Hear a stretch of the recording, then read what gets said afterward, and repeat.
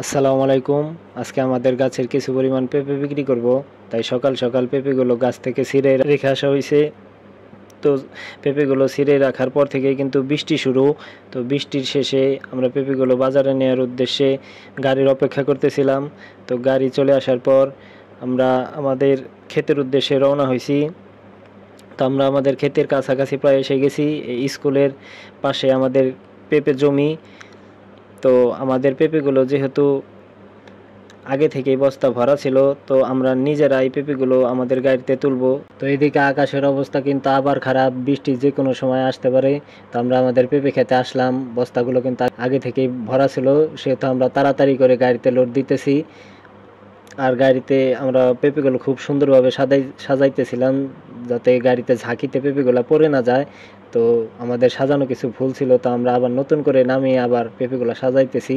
সাজাইতে সাজাইতে আবার প্রচুর পরিমাণে বৃষ্টি শুরু হয়ে গেল। তো কিছুই করার নাই, যেহেতু পেঁপেগুলো নিয়ে আমাদের নির্ধারিত সময়ের মধ্যে বাজারে পৌঁছাতে হবে, তাই বৃষ্টির মধ্যে ভিজে আমরা রওনা দিছি। যেহেতু আমাদের কাঁচামালের আড়ত আমাদের জমি থেকে প্রায় 8 থেকে 10 কিলোমিটার দূরে, তো আমরা ইতিমধ্যে কিন্তু মানিকগঞ্জ শহরের কাছাকাছি এসে পৌঁছে গেছি। তো আমাদের যে বাজারে নিব সেটা হলো আপনার জাগির কাঁচামালের আড়ত, বৃহত্তম আড়ত, সেটা মানিকগঞ্জ জেলার মধ্যে।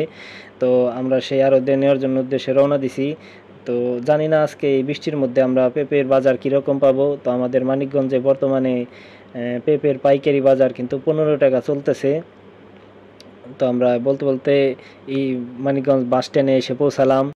তো এদিকে আরও কিন্তু আমাদের 2 থেকে 3 কিলোমিটার রাস্তা বাকি আছে। আমরা বাস স্ট্যান্ডে কিন্তু এসে পড়েছি, কিন্তু বৃষ্টি কিন্তু সেই রকম নামতে আছে, কিন্তু থামতেছে না বৃষ্টি। তবু আমাদের মনে কিন্তু আনন্দ, যেহেতু আমরা অনেক কষ্ট করে একটা ফল বা একটা ফসল আমরা চাষ করছি, এটার ফল আমরা আজকে নতুন তুলতে পারছি। এর চাইতে আনন্দ কোনো কিছুই নাই। যেহেতু বৃষ্টি আমাদের ভিজা, এই একটা আনন্দ। আমরা এত কষ্টের মধ্যে যে নিয়ে যাইতেছি, এটা আরেক আনন্দ বৃষ্টির মধ্যে ভিজে। তো বলতে বলতে বৃষ্টি কিন্তু হালকা প্রায় থেমে গেছে, আমরা বাজারের কাছেই কিন্তু এসে পৌঁছে গেছি। তো এটাই হচ্ছে আমাদের এই যে জাগির বৃহত্তম আড়ত। তো আমরা আড়তে আসলাম। তো হাটে এসে পৌঁছানোর পর আমাদের পেঁপেগুলো কিন্তু আমরা এই যে সামনের এই দোকানটায় বিক্রি করব। এটা হচ্ছে আমাদের এক কাকার দোকান, মানে পরিচিত এক কাকা, মোহর ভান্ডারী, বৃহত্তম আড়তদার। এই দোকানে বিক্রি করব। তো জানি না আজকে কীরকম দাম পাবো, আমরা পাইকার কীরকম আছে, বৃষ্টির মধ্যে কীরকম দাম পাবো।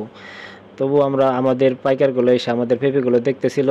তো দেখার পর তারা আমাদের পেঁপেগুলো দাম করলো 16 টাকা 50 পয়সা, মানে 16.5 টাকা আমাদের পেঁপেগুলো বিক্রি করলাম। তো পেঁপেগুলো আমাদের গাড়ি থেকে ওজন দিয়ে নামানো হচ্ছে। তো আমরা মোট 175 কেজি প্লাস পেঁপে আমরা বিক্রি করছি। তো পেঁপে বিক্রি শেষ, কাকা আমাদের টাকা আমাদের বুঝিয়ে দিল।